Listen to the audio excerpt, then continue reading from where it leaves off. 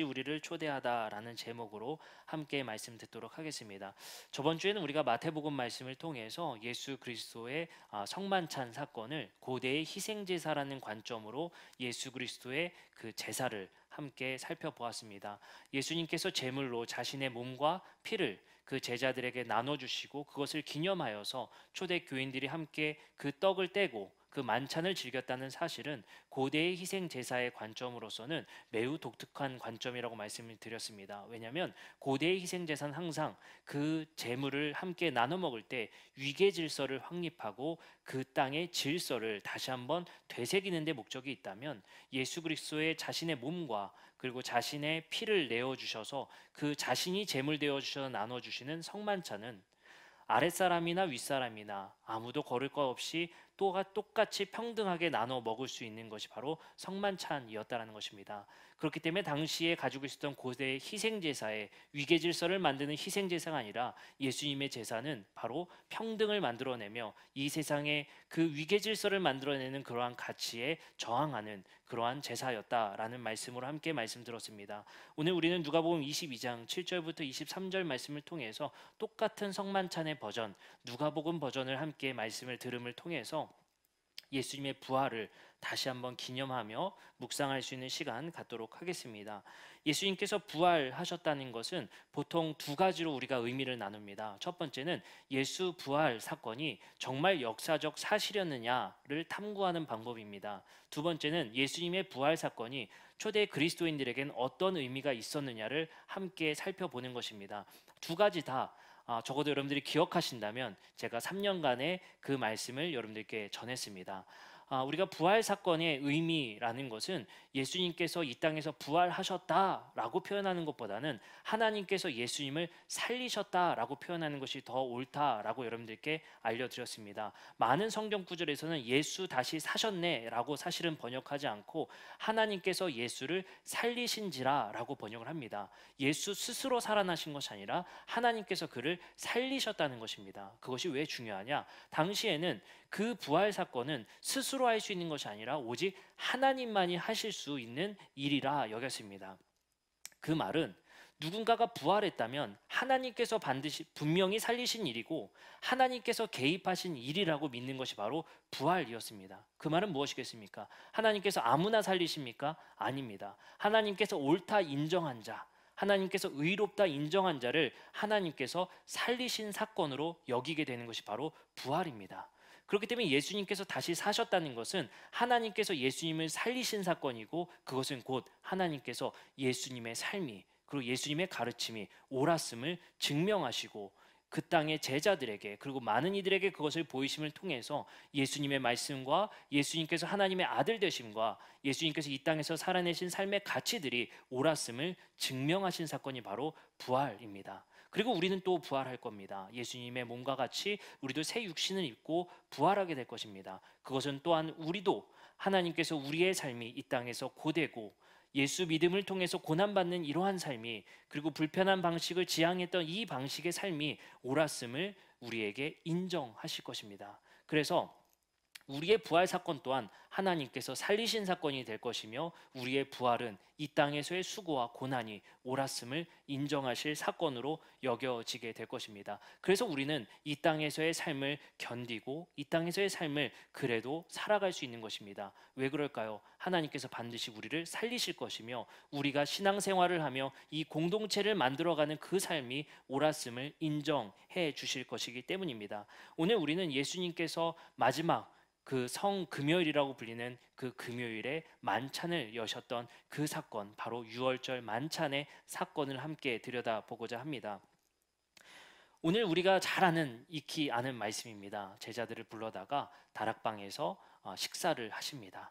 그리고 그 식사 자리에서 배신자 유다도 함께 있음을 예수님께서 말씀하시는 사건입니다. 그리고 우리는 이 사건을 기념하여서 함께 성만찬이라는 절기의 행사를 갖습니다. 근데 오늘 말씀에서 우리가 놓치고 있는 한 가지 사실이 있습니다. 누가복음 22장 15절에 매우 재미난 표현이 한 가지 나옵니다. 이르시되 내가 고난을 받기 전에 너희와 함께 이 유월절 먹기를 원하고 원하였노라.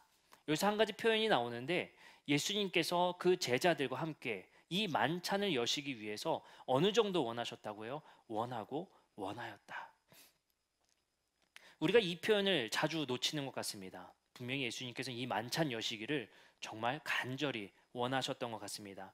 문자적으로 번역하면 유월절 먹기를 소원하고 내가 소원했다라고 번역하면 직역하는 번역일 것 같습니다. 소원하시고 소원하셨다. 정말 강력한 소원이 담긴 메시지입니다. 왜냐? 그 소원이라는 그 강력한 소망을 두 번이나 반복하신 말씀입니다. 그 우리나라 말 성경으로는 원하고 원하였다라고 번역했습니다. 이 말은 예수님께서 제자들과의 만찬을 그토록 소원하시고 그토록 원하셨다는 것입니다. 근데 참 재미난 사실은 예수님께서 이 만찬을 여신 사건에 예수님의 이 말씀을 우리가 주목하지 못하였다는 사실입니다. 예수님은 그 만찬을 정말로 소원하셨다는 사실, 이것을 우리가 놓치고 있다는 겁니다. 근데 참 재미난 것은 예수님께서 원하고 원하셨다는 이 만찬에는 한 가지 아이러니가 있습니다. 예수님은 이 만찬 사건에서 엄청난 통찰력이 있는 분인 것처럼 나옵니다. 첫 번째, 예수님은 자신이 이 만찬을 열어줄 그 장소를 예측하고 계십니다. 그리고 그 문을 열어주고 그 만찬을 베풀 것을 이미 예측하고 계십니다. 두 번째 놀라운 사실은 예수님께서 자신을 팔자가 이 만찬에 참석하고 있다는 사실을 공표하시고 예측하고 계십니다. 이 정도면 엄청난 통찰력 있는 사람이다라고 정도 여길 수 있습니다. 근데 두 가지 예수님께서 예측하셨던 사건은 모두 이루어지고 예수님은 이미 그 사실을 알고 있는 상태에서 이 만찬을 여십니다. 왜 제가 이 사건이 재밌다라고 여러분들께 말씀을 드리냐면 예수님께서 간절히 원하시고 원하셨던 그 사건은 바로 자신을 팔 베드로와 유다가 함께 앉아 있다는 사실입니다. 그러면 예수님께서 그토록 원하셨던 이 만찬은 바로 자신을 부인하고 자신을 배신할 그 반역자들이 함께 있을 식탁의 자리였습니다. 그리고 예수님은 그것을 아셨습니다. 그럼 우리 이렇게 표현할 수 있을 것 같습니다. 자신을 팔 자가 같이 앉아 있는 그 식탁의 교제를 그토록 원하셨다는 겁니다. 이게 참 아이러니인 거죠. 저 같으면 피할 수 있으면 피할 수 있었을 것 같아요. 그리고 피하고 싶었을 것 같습니다. 여러분들 우리 삶을 돌아보면 어떻습니까? 조금만 불편해도 같이 식사하고 싶지 않은데, 그렇죠? 조금만 나랑 안 맞아도 웬만하면 1대1로 식사하고 싶진 않은데, 그렇죠? 근데 예수님은 이미 아셨습니다. 근데 그 예수님을 팔 자가 유다라는 사실을 누가복음 22장 21절부터 23절에 이렇게 말합니다. 그러나 보라, 나를 파는 자의 손이 나와 함께 상 위에 있도다. 인자는 이미 작정한 대로 가거니와 그를 파는 그 사람에게는 화가 있으리로다. 근데 마태복음 26장 21절에서 25절에는 더 분명하게 이렇게 얘기합니다. 그들이 먹을 때 이르시되 내가 진실로 너에게 이르노니 너희 중에 한 사람이 나를 팔리라 하시니라. 그들이 몹시 근심하여 각각 여짜오되 주여 나는 아니지요. 대답하여 이르시되 나와 함께 그 그릇에 손을 넣는 그가 나를 팔리라. 인자는 자기에 대하여 기록된 대로 가거니와 인자를 파는 그 사람에게는 화가 있으리로다. 그 사람은 차라리 태어나지 아니하였더라면 제게 좋을 뻔하였느니라. 예수를 파는 유다가 대답하여 이르되 랍비여 나는 아니지요. 대답하여 이르시되 내가 말하였도다 하시니라.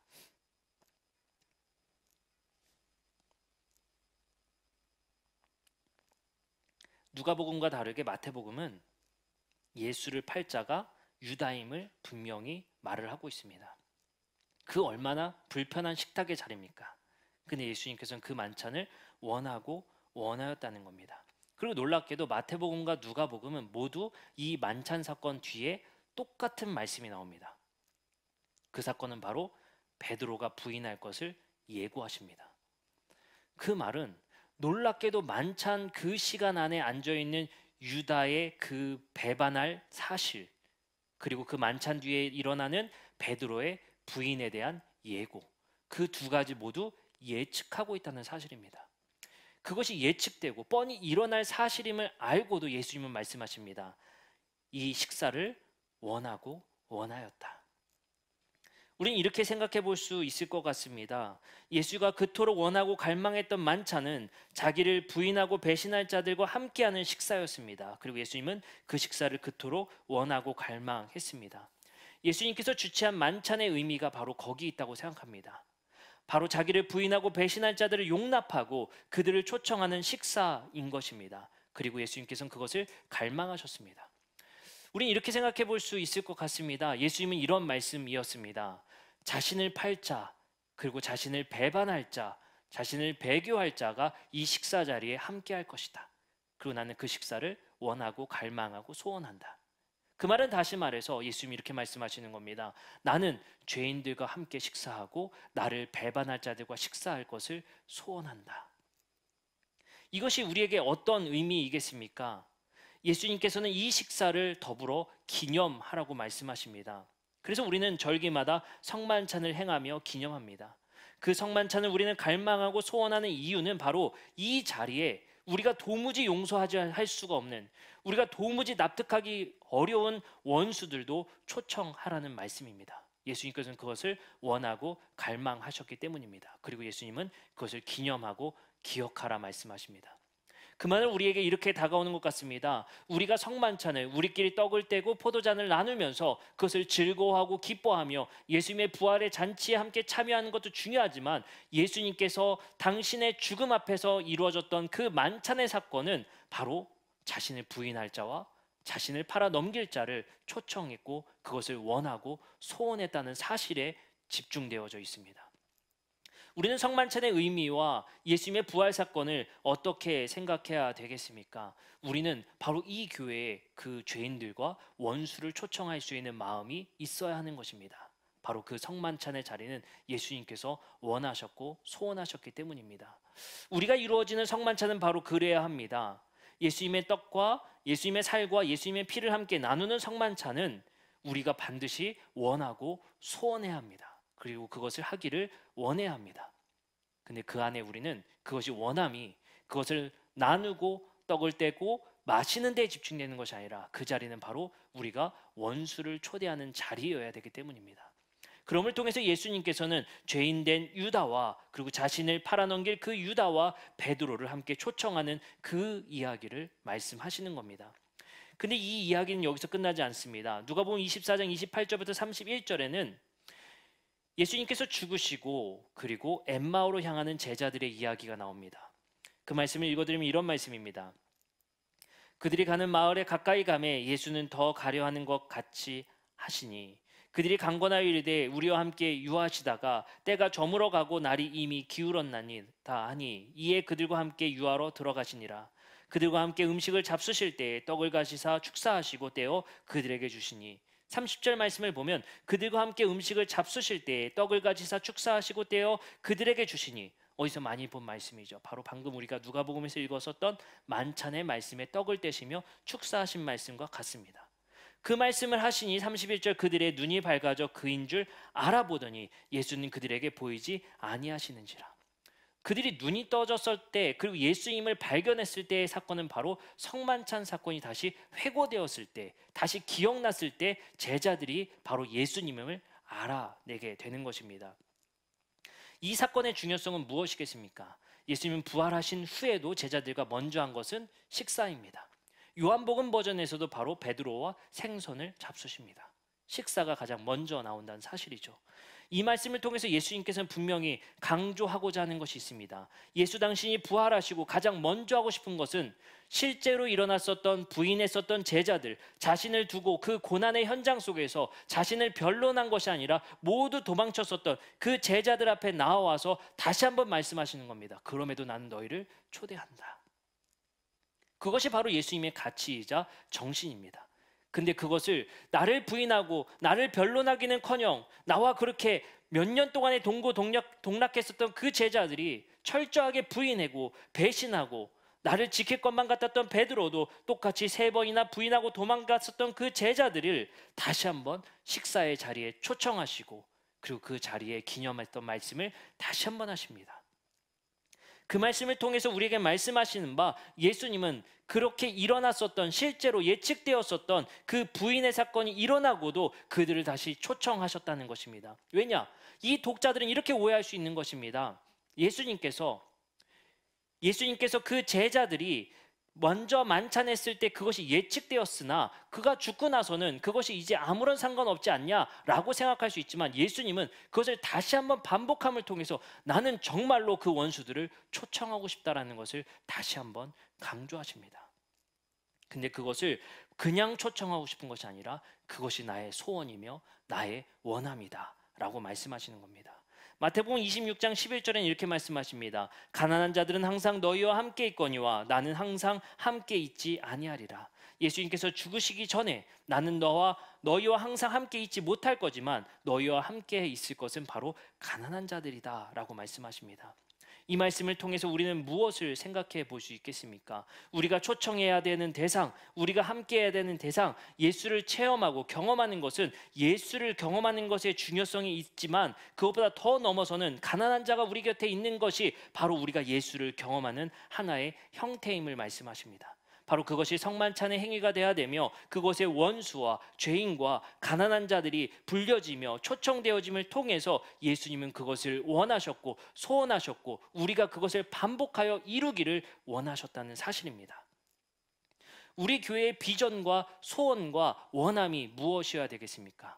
우리는 이렇게 말해야 합니다. 예수님이 원하시고 원하셨던 것, 예수님이 소원하시고 소원하셨던 것을 우리도 소원하고 원해야 합니다. 그것이 무엇이겠습니까? 바로 원수된 이를 기꺼이 초대할 수 있어야 되고 용서할 수 있어야 하는 것입니다. 예수님은 다시 한번 그들과 함께 부활 후에 나타나셔서 그들과 식사하심으로 그들을 철저하게 용서하십니다.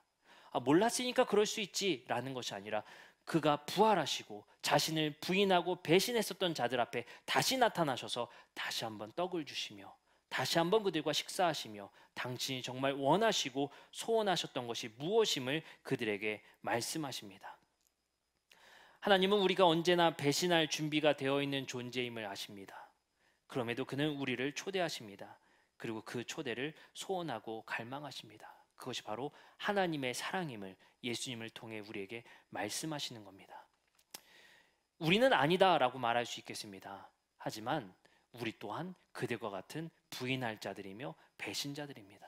우리라고 그 자리에 서 있었으면 우리는 철저하게 예수님을 변론하며 그것은 잘못되었다라고 반론할 수 있었겠습니까? 우리도 부인했을 것입니다. 우리는 제자들과 같이 그렇게 도망갔을 것입니다.